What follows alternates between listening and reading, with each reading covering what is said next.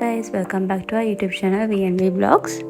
ඉතින් අපි කලින් වීඩියෝ එකකින් මොකදන්ට අරන් ආවා අපි බබා වෙනුවෙන් ගත්ත බඩු රෙදිය මේව කොහොමද ලෑස්ති කරලා පිරිසිදු කරගෙන ලෑස්ති කරගත්තේ කියලා.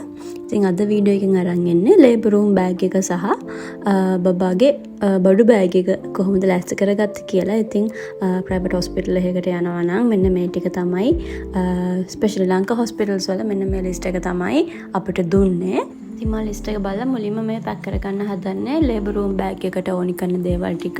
ඉතින් මෙතන මට අවශ්‍ය කරන දේවල් වගේම බබාට අවශ්‍ය කරන දේවලුත් මම මේ විදිහට ලේබල් කරලා වෙනම බෑග්ස් දෙකක දාගෙන තියෙන සිප්ලොක් බෑග්ස් දෙකක.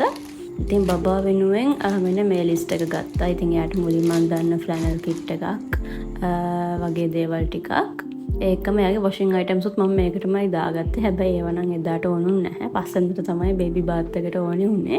ඉතින් මෙන්න මේ ලිස්ට් එක තමයි බබා වෙනුවෙන් ගත්තේ මම ලේබර් රූම් බෑග් එකට. ඒත් එක්කම මට අවශ්‍ය කරන දේවල් ටිකත් මම වෙනම සිප්ලොක් බෑග් එකකට දාලා මේ බෑග් එකටම දාගත්තා. බලමු අපි මොනවද මං වෙනුවෙන් දාගත්තේ කියලා. ඉතින් මෙන්න මේ ලිස්ට් එක තමයි මට දාගත්තේ.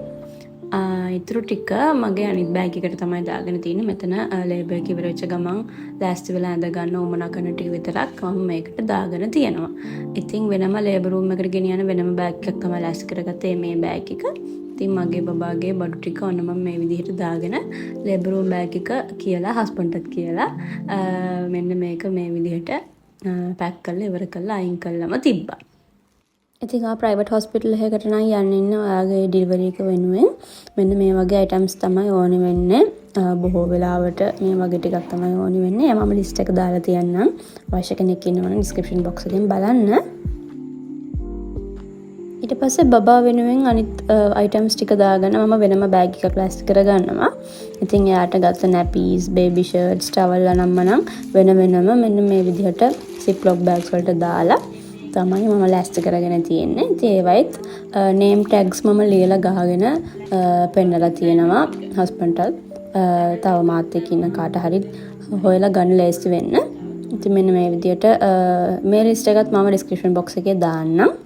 මේ තියෙන ෆ්ලැනල්ස් ගත්තා. මේ තියෙන බේබි ෂර්ට්ස්. බේබි ෂර්ට්ස් 10ක් වගේ ෆ්ලැනල්ස් 4ක් වගේ මම ගත්තා. ඉතින් අපිට කොච්චර කාලයක් හොස්පිටල් එකේ ඉන්න වේද කියලා කියන්න බෑ. ඉතින් ඒ හින්දා ටිකක් වැඩිපුර අරන් යන එක හොඳයි. ඒත් එක්කම බේබි ටවල්ස් 3ක් වගේම වොෂ් ක්ලෝත්ස් නේ වගේ ටිකක් තමයි මම වෙන මේ සිප්ලොක් බෑග් එකේ දාගෙන තියෙන්නේ. ඒත් එක්කම මම නැපීස් සිංගල් සහ ඩබල් වලින් ඔක්කොම 30ක් වගේ වෙන ලෑස්ති කරගෙන තියෙනවා හොස්පිටල් එකට ගෙනියන්න. ඉතින් නැපීස් තමයි වැඩිපුරම ඕනි වෙන්නේ බේබි ෂර්ට්ස් වලටත් වැඩිය. මෙහෙන්ද නැපීස් ටිකක් වැඩිපුර අරන් යන්න. ඒත් එක්කම ඕනි වෙයි කියලා ස්ලීප් සූට්ස් 3කුත් අරගත්තා.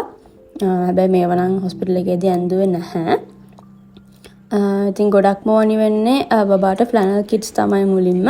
ඉතින් මෙන්න මේක take me home outfit එක. ඒකටත් ෆ්ලැනල් කිට් එකක්ම තමයි ගත්තේ. ඒකටම hat socks mittens ඒ සෙට් එකෙන්ම කරගත්ත ටිකක් තමයි තියෙන්නේ. ඒත් එක්කම යවදාගෙන ඉන්න බ්ලැන්කට් එක, වොෂ් ක්ලෝත් එකක්, බර්බ් ක්ලෝත් එකක්.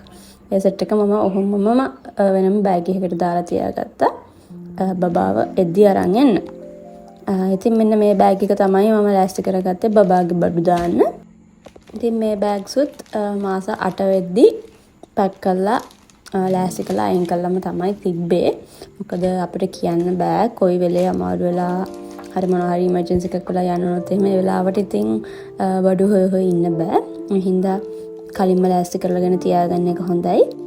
හොස්පිටල් බෑග්ස් ළඟින්ම ඔයාගේ ඇන්ටිනේටල් කාඩ්ස් ඒ කියන්නේ ප්‍රෙග්නන්සි කාලේ රිපෝට්ස් අනම්මනම් දාපු ෆයිල් ඒවා ටිකත් ඊළඟම තියලා තියාගන්න. එහෙනම් අපි ඊළඟ වීඩියෝ එකකින් ඔයගොල්ලෝ හම්බ වෙන්න යනකම් අපි ගිහින් යන්නම්. බයි.